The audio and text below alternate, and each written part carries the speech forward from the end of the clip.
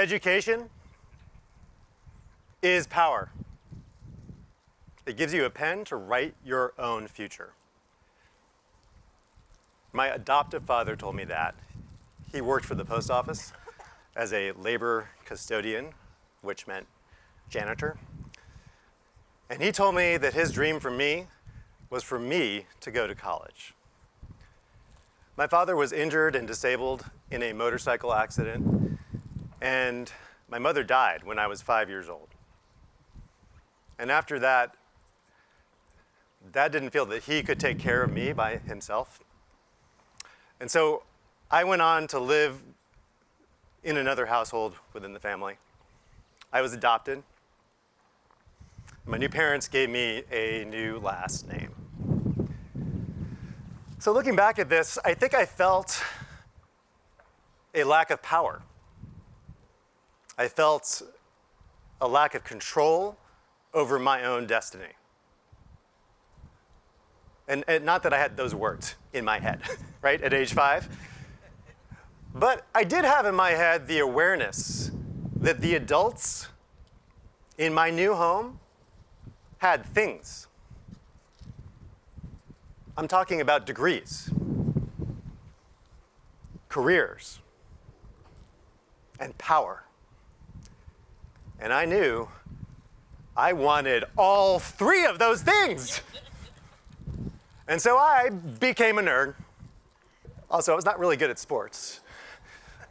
But the truth is, growing up, school was the best thing in my life. Home, by comparison, was dark. When I was 10, my adoptive father, that's father number 2, he also died. And so by that age, by age 10, I had been to more funerals for immediate family members than I have been to weddings to this day. But success at school reinforced itself. My teachers gave me space to jam, to be myself, to feel respect. School was my safe place. I fell in love with education because education is the thing that fell in love with me. My name is Joe Ross, and I am the president of Reach University. And oh yeah, I work in education. So I can tell you there is no question that education in America can lead to degrees and to careers and to power. The question is for whom? Because the way things are set up now, education is not an enabler. It's a barrier. Degrees are expensive. They put people into debt. Going to college only makes sense if you can pay the rent and put food on the table and provide childcare for your kids. And so millions of Americans in this country are effectively forced to make a choice between their present and their future.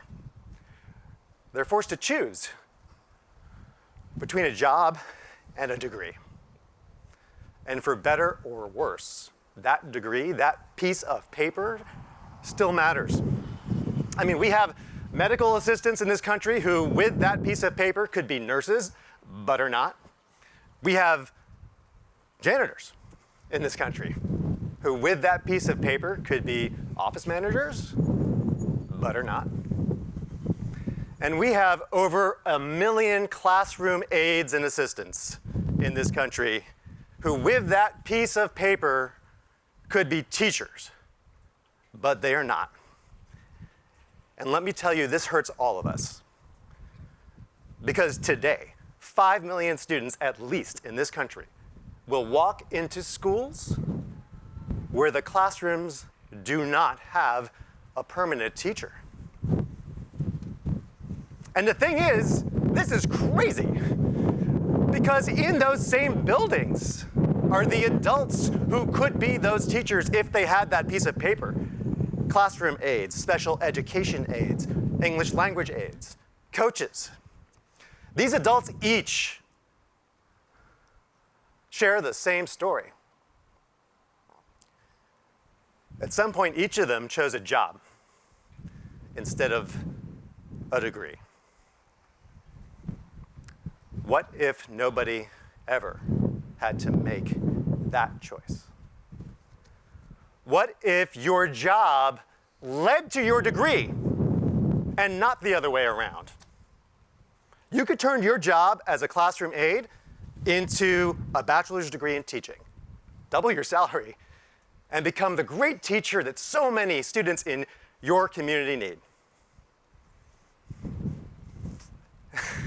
And there are 1.3 million classroom aides in this country. If just a fraction of them turned their job into a degree and became teachers, we would end the teacher shortage. We would end it. So how do we turn the American job into the new American degree? We built Reach University to do precisely this. With the Reach method, your job does lead to a degree and not the other way around. And that's because we are the first university to offer accredited, job-embedded, apprenticeship-based degrees where half the learning arises from the work people are already doing on the job, and the other half comes from online seminars on Zoom. And this makes it possible for adults to get the skills and the credentials that they need by going to work instead of going into debt. So what does this take? It takes a willing employer. It takes an employer that wants to reimagine the workplace as a learning place. It takes an employer like the Russellville City School District. 20 years ago in Russellville, Alabama, 86% of the population was Caucasian, and 14% was African American. Today, 53% is Hispanic. But there are no Spanish-speaking teachers in the Russellville City School District.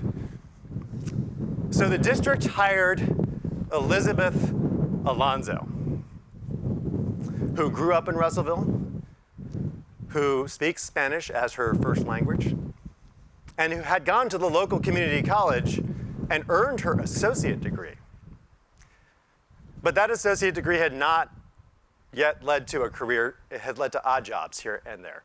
She was still stretching every dollar to make ends meet and to take care of her kids. Elizabeth is great with kids. She is really great at helping them learn.